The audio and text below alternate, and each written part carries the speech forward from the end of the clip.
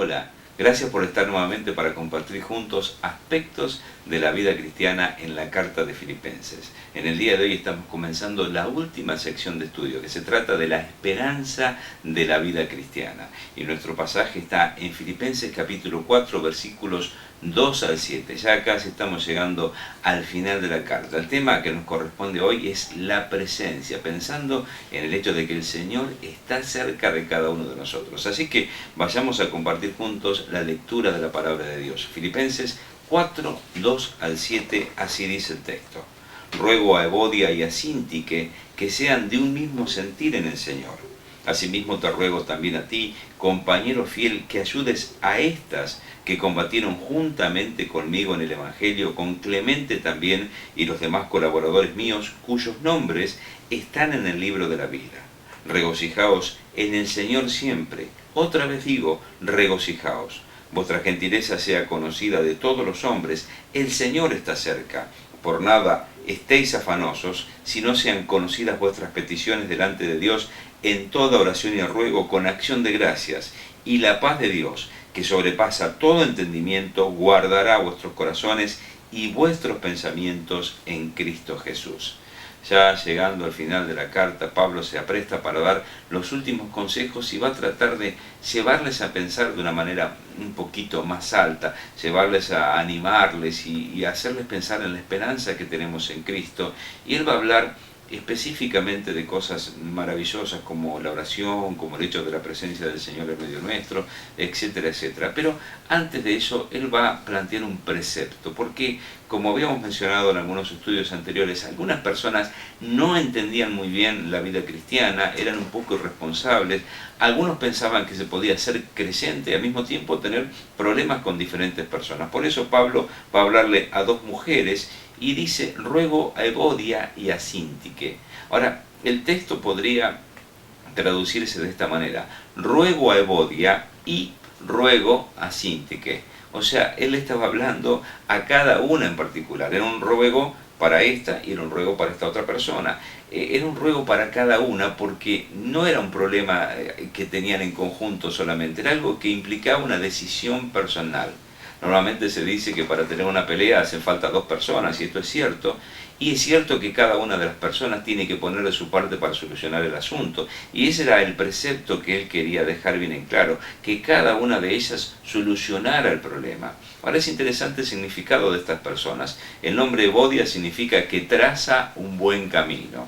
Y el nombre Síntique significa buena relación. Es llamativo esto. Estas dos personas, que eran miembros importantes de la congregación, eran personas que estaban teniendo problemas entre ellas, no por problemas de doctrina, no aparentemente por otras circunstancias difíciles, sino por una cuestión temperamental. Que es cierto que es esto hasta el día de hoy en muchísimas de nuestras iglesias. ¿Cuántos problemas tenemos por causa de estar observando a veces la conducta de una persona que nos rodea y enojarnos y amargarnos y tener problemas temperamentales? A veces nuestra ira, nuestro rencor o cosas surgen adentro y nos terminamos peleando con quien no deberíamos pelearnos. Y el apóstol decía, le ruego a cada una que ponga de su parte para poder solucionar su problema. Y dice el texto allí, ruego a Evodia y a Síntique que sean de un mismo sentir en el Señor. Les lleva a pensar de que había un punto en común para ambas y tenían que trabajar para solucionarlo, encontrar ese punto común. Y habla de estar en el Señor. Y el concepto en el Señor se repite en la carta de Filipenses 3 veces.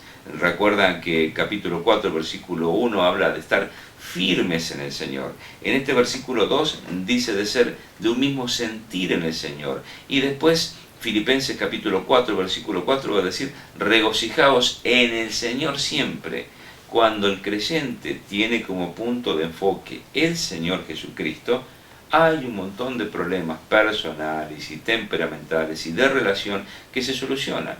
Saben, a veces pensamos, ¿cómo puede ser que Dios utilice a fulano, o que Dios utilice a mengano, o que esta persona tenga este cargo en la iglesia, y este otro tenga esta posición, y aquel de más allá esté predicando? Y tenemos muchos cuestionamientos, y a veces nos enojamos por diferentes puntos de vista, por conductas que son a veces un poquito inapropiadas, y por diferentes cosas. No estamos hablando de pecados que limitan realmente el servicio al Señor, sino estamos pensando de cosas en las cuales nosotros no estamos de acuerdo.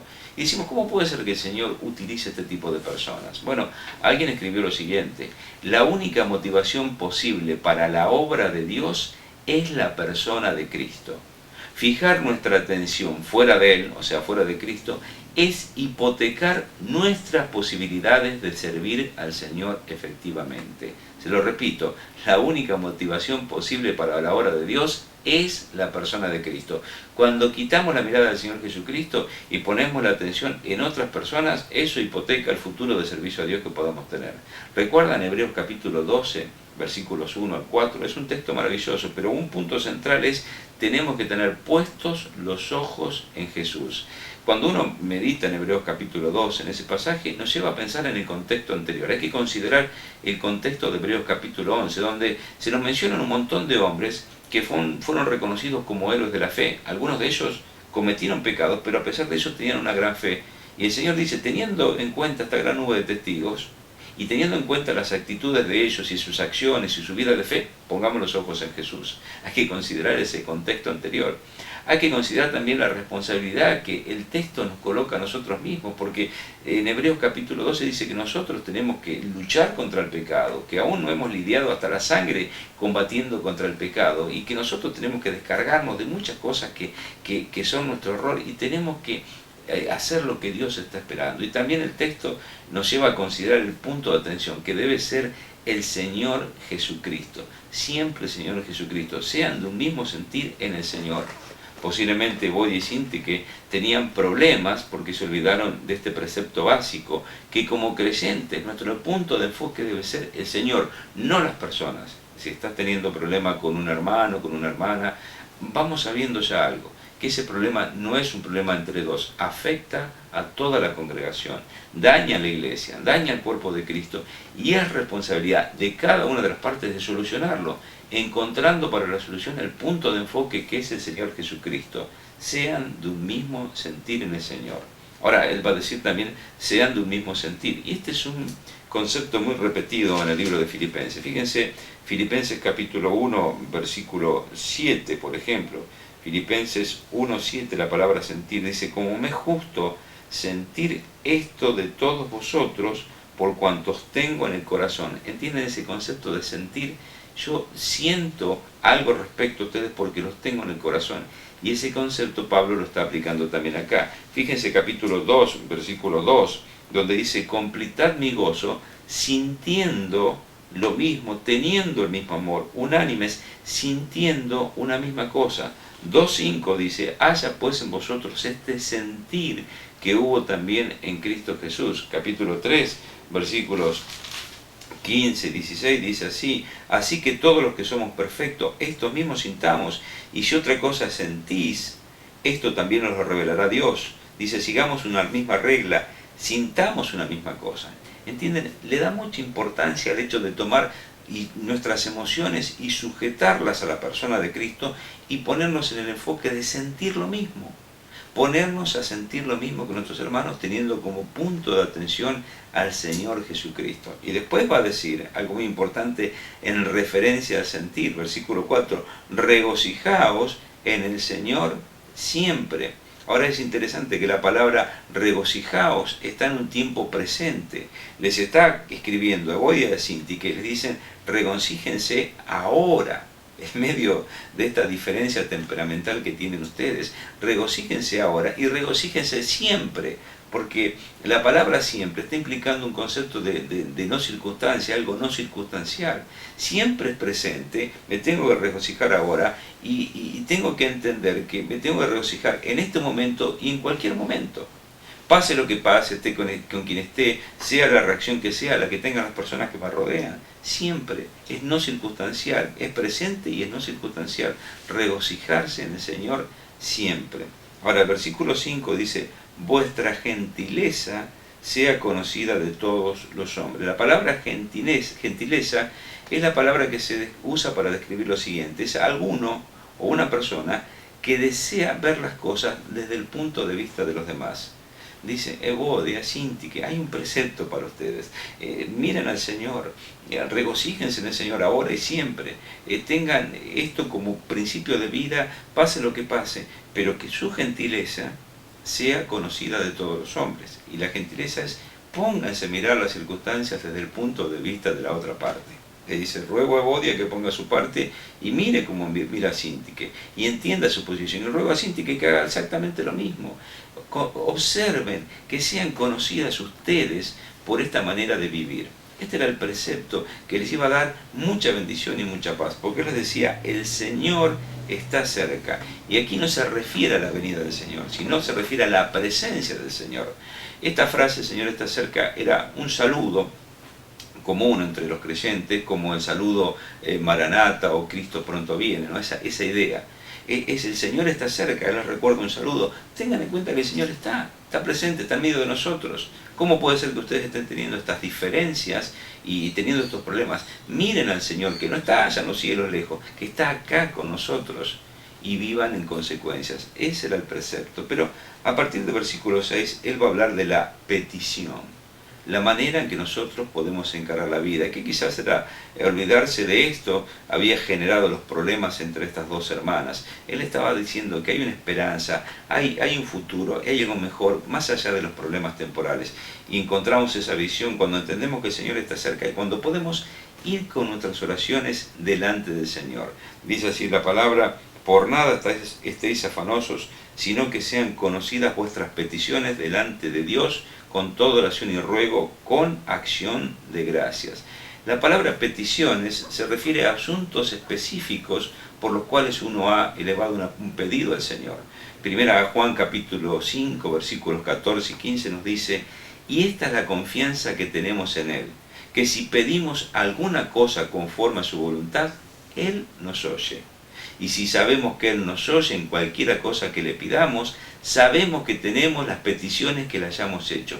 Esta es la confianza, Él nos oye. Y si estamos pidiendo conforme a su voluntad, Dios nos va a dar la respuesta. Y Él va a dar así tres aspectos distintos de la oración. Habla de la oración, dice que sus peticiones sean con oración. Y esto se refiere a la oración personal y está asociada con la devoción personal, con la adoración al Señor. Pero también dice oración y ruego, y enfatiza las necesidades, y enfatiza los deseos de la persona, y al mismo tiempo presenta el acto de la solicitud de que Dios cumpla nuestros deseos, nuestras necesidades, el ruego. Después aparece, por supuesto, la acción de gracias. Dice oración y ruego con acción de gracias, y ahí nos está hablando de la gratitud, como dice 1 Tesalonicenses 5:18, donde encontramos este pasaje, dad gracias en todo, porque esta es la voluntad de Dios para con vosotros en Cristo Jesús. A algunas personas les encantaría saber cuál es la voluntad de Dios. Bueno, ese texto de 1 Tesalonicenses 5:18 nos dice que la voluntad de Dios es que seamos agradecidos y que demos gracias en todo. Nuestras oraciones deben ser con devoción, con adoración, con solicitud, con pedido al Señor, pero con acción de gracias, siendo agradecidos por todo. Perder de vista este enfoque puede generar muchos problemas porque trae afán a la vida. Posiblemente el problema que tenían Evodia y Sintique era un problema de afán básicamente, y por causa de eso necesitaban parar un poquito y ponerse a orar. Ahora, versículo 7 nos habla de la paz, y la paz está presentada como la consecuencia directa de la oración.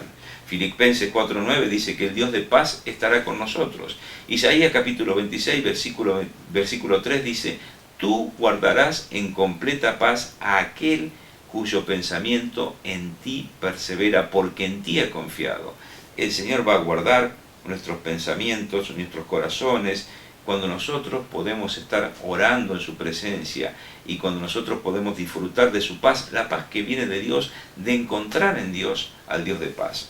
Tengo una definición aquí de la paz de Dios en este pasaje que le escribió un autor y es muy linda, se las quiero compartir. Dice así, la paz de Dios es como un centinela apostado delante de una puerta. La paz de Dios está apostada a la entrada de nuestro corazón y nuestra mente, custodiando todo lo que entra y todo lo que sale. Si nuestra voluntad es hacer la voluntad de Dios, tendremos absoluta paz. Una paz que está más allá de lo que nosotros podemos pensar. debemos notar nuevamente que el lugar de paz es Cristo Jesús, pues Pablo dice que la paz de Dios guardará nuestros corazones y nuestros pensamientos en Cristo Jesús. La falta de paz mental y espiritual arrastra a muchas personas al psicólogo y al psiquiatra, pero no hay mejor antídoto para la mente y el corazón que la oración sincera y constante delante de Dios. Cuando asalte la tentación y las ansiedades de la vida nos rodeen con el propósito de exterminar los valores espirituales en nosotros, la paz de Dios nos defenderá como el centinela que guarda la entrada principal de una fortaleza. Así como la paz de Dios en el creyente depende de su unión con Cristo, también el resultado de esa paz depende de la relación que ese creyente mantenga con el Señor. La unión con Cristo garantiza la paz en el corazón del cristiano, pero en cambio a eso, el creyente debe concentrar sus pensamientos y actividades en cosas dignas del nombre de Cristo. La paz de Dios es como un centinela que está guardando nuestros pensamientos y nuestros corazones. Es la consecuencia directa de la oración. Cuando oramos, la paz se planta ahí firme y dice a los malos pensamientos, a las preocupaciones, a las ansiedades, dice, no pueden entrar, porque en este lugar no hay espacio para ustedes. Y realmente qué hermoso es encontrar la paz de Dios por medio de la oración y liberarse de tantas cosas que nos hacen daño en la vida.